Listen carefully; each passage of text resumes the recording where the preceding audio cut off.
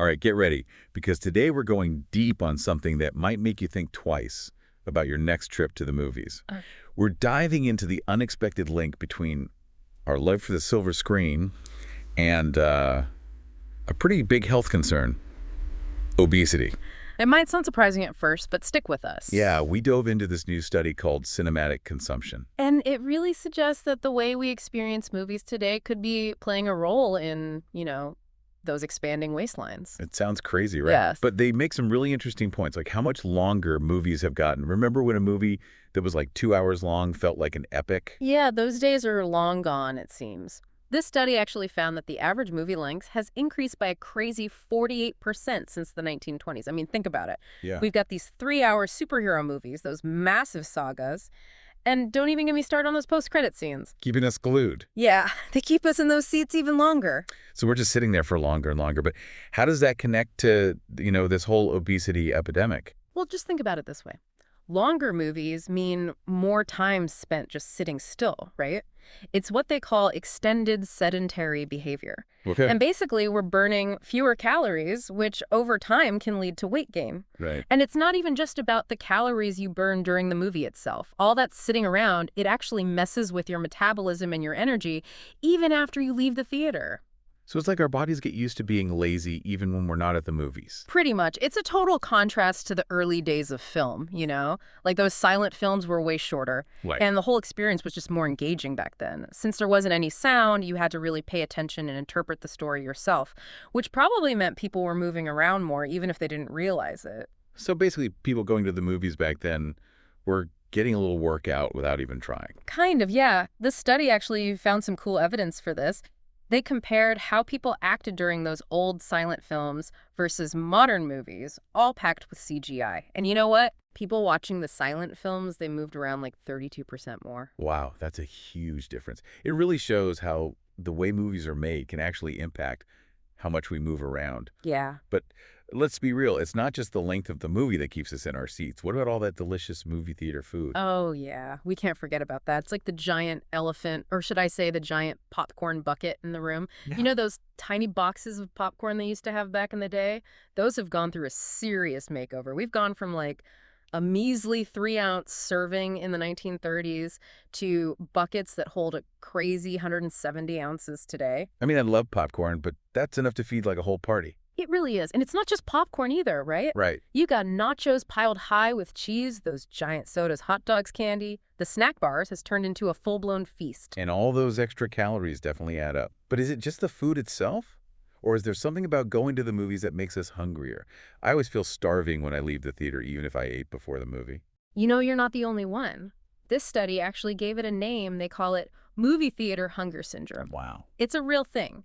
They found that a huge 82% of people they studied admitted to eating high-calorie foods right after they left the theater. So what's going on there? Is it all the tempting smells in the air? Or maybe those delicious-looking food previews that we see before the movie?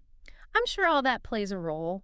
But there's also a psychological side to it, The study thinks that just seeing all those characters on screen eating these yummy high-calorie meals, it might be making us crave those same foods without even realizing it, like some kind of secret advertising that goes straight to our subconscious. So all those shots of juicy burgers and crispy fries could be messing with our food choices, even if we think we're in control. That's kind of creepy. It is a bit unsettling. It makes you wonder how much power those images have over our eating habits. And not just in movie theaters, but in our everyday lives, too. But before we get into that, there's one more thing about the modern movie experience that's worth mentioning. Those super comfy reclining seats. Oh, yeah. Those are a game changer. But I guess anything that makes you want to just sink further into your seat probably isn't helping with the whole sitting still problem. Unfortunately, you're right. Think about it. In the old days, you were more likely to move around in your seat or even get up and stretch. But those fancy recliners, they practically beg you to melt into them. And then there are the amazing special effects. I can barely blink during those big action scenes. Exactly. Let alone get up and move around. The study found that people in those reclining seats were 54% more likely to stay put for at least 3 hours after the movie. It's like our bodies completely forget how to move once we're in that movie-watching cocoon. Wow. So we're sitting for longer, snacking more, and now even the seats themselves are making us lazier. It's like the perfect recipe for inactivity. Seems like it. But what's even more interesting is the psychological part of all this. Do those scenes with food in them really mess with our eating habits? Are we more likely to crave pizza after watching a Teenage Mutant Ninja Turtles marathon? Let's get into that more in the next part of our deep dive. Yeah, it really makes you think, doesn't it? Just watching a movie could be making us want to eat certain things. It really does. I know I've definitely come out of a movie really wanting something specific I saw on screen. Like that time I saw Chef, all of a sudden I had to have a Cubano sandwich. Exactly. And that might seem harmless enough, but this study's saying it could be a bigger deal. Wow. For our overall eating habits. Really? Yeah, think about how often we see food in movies, Yeah. especially, those tempting, unhealthy treats. It's true. I mean, whether it's a fancy dinner scene with a perfectly plated pasta dish or a group of friends sharing a huge stack of pancakes, food is like a main character in a lot of movies. Yeah. But is that just because we love food as a culture? Or is something else going on? That's the big question. Some researchers actually believe that showing food so much, especially the unhealthy kind, might be creating what they call obesogenic environments. That's obesogenic environments. Yeah, basically environments that make you want to overeat and make unhealthy choices, often without even realizing it. So it's not just the smells at the concession stand. It's like being surrounded by images of food during the entire movie. Exactly. And it goes back to this psychology thing called mirroring. We humans are social creatures. We copy what we see, even if it's just on a screen. Right. So when we see movie characters enjoying a giant bowl of ice cream, our brains might start telling us that we want ice cream too. That makes sense. Ah. It's like our brains are going, hey, if they like it, maybe I should too. Mm-hmm. But isn't this just a form of advertising? Product placement in movies is nothing new, right?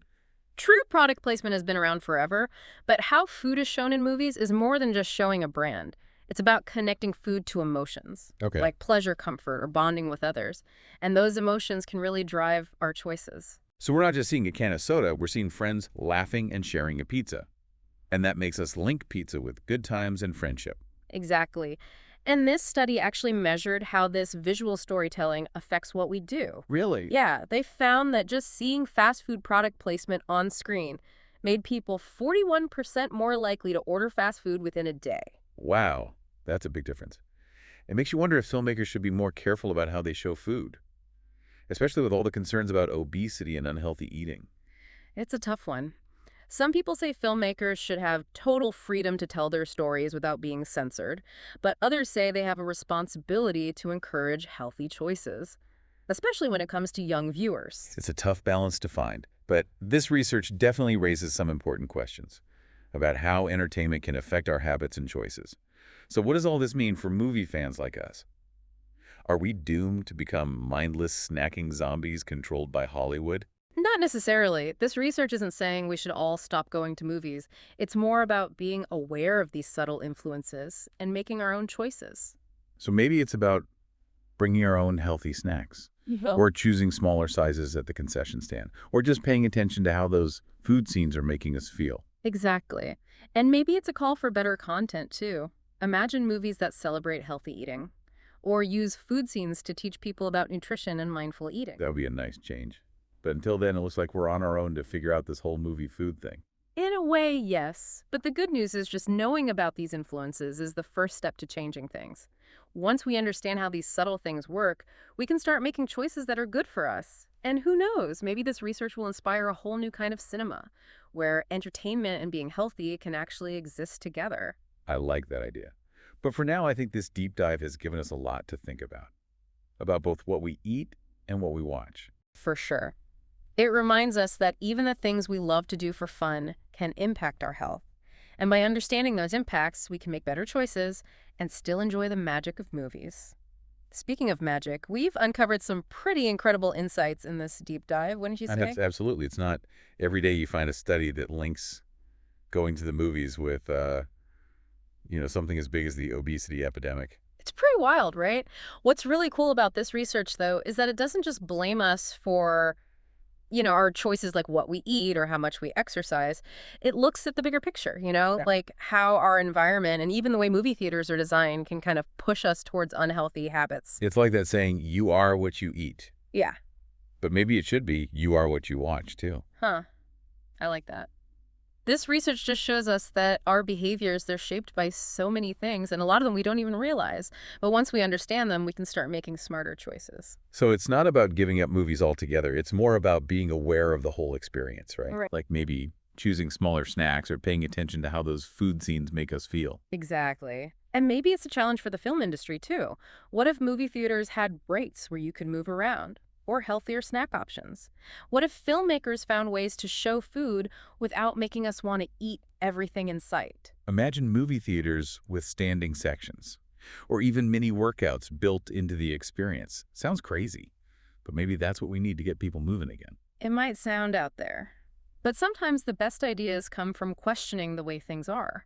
And this research definitely makes us rethink how we design spaces, how we entertain ourselves, and even how we think about our own health. So what started as a deep dive into movies has become this bigger conversation about all the hidden things that affect our choices and our health. It shows us that even the things we love to do for fun can have downsides.